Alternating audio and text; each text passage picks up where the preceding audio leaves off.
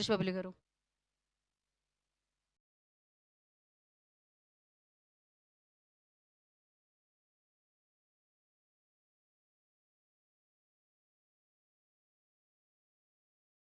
Okay. మేమిప్పుడే ఇందాకే మీరు చెప్పారు అంత క్లియర్‌గా రాంబాయిని ఆల్రెడీ కారెక్కి పంపించాను ఇప్పుడు నేనెళ్ళాలి అని. సో, అందుకని ఆలస్యం చేయకుండా బన్నివాస్ గారినే ముందు మైక్ ఇచ్చేస్తున్నాం అనమాట. యాహ్! అందరూ స్టేజ్ మీదే ఉండండి. Please stay back.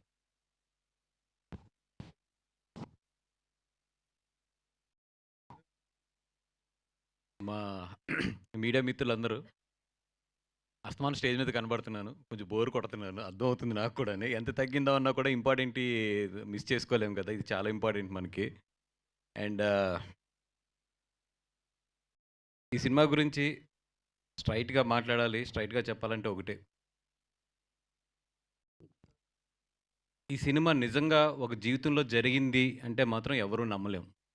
ఈ కథ ఎవరన్నా ఇది నిజంగా జరగకుండా ఉండి ఈ కథ ఎవరన్నా చెప్తే మాత్రం 100% మనం ఆ డైరెక్టర్‌ని గాని, ఆ రైటర్‌ని గాని ఏమయ్య ఏ మనిషి అన్నా ఇట్లా ఆలోచిస్తాడా అంటాం. అట్లాంటి సినిమా ఇది. అంటే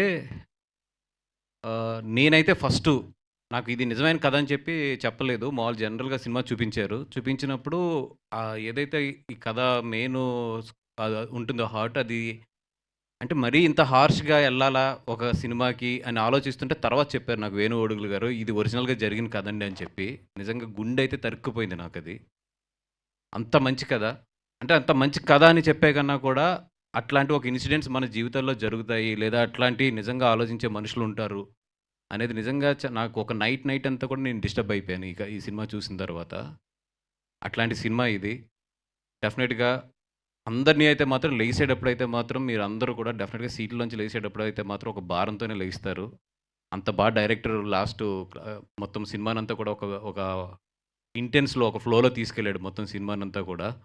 నేను ఈ సినిమా గురించి అంటే ఇప్పుడు మన అఖిల్, అలాగే అమ్మాయి తేజస్విని అంటే 16 అన్నాల తెలుగు పిల్ల అంటాం గదా!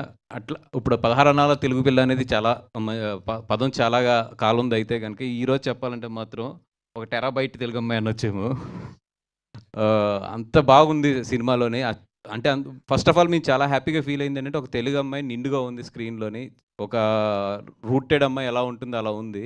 అండ్ ఈళ్ళిద్దరూ అయితే ఇరగ్గొట్టారు. రాజు సినిమాలోనే కాదు నీ ఎనర్జీ బయట కూడా చాలా బావుంది. మొన్న అప్పుడు సినిమా చూసినప్పుడు చూసాను. ఇప్పుడు చూసాను. సూపర్ ఎనర్జీ ఉంది. అండ్ నువ్వు ఆ సీను ఒకటుంటుంది కదా! ఇది బెత్తం పెట్టి కొట్టే సీను.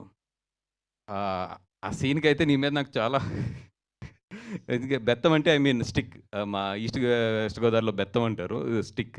ఆ స్టిక్ పెట్టి కొట్టే సీన్ అయితే ఇప్పటికి నాకు పొద్దున్న ఆలోచిస్తుంటే, ఈ సినిమా గురించి ఆలోచిస్తుంటే ఆ సీన్ ఒక అంటే చాలా ఏమంటాం దాన్ని, ఒక ఇంటెన్స్ ఉన్న సీన్ అది.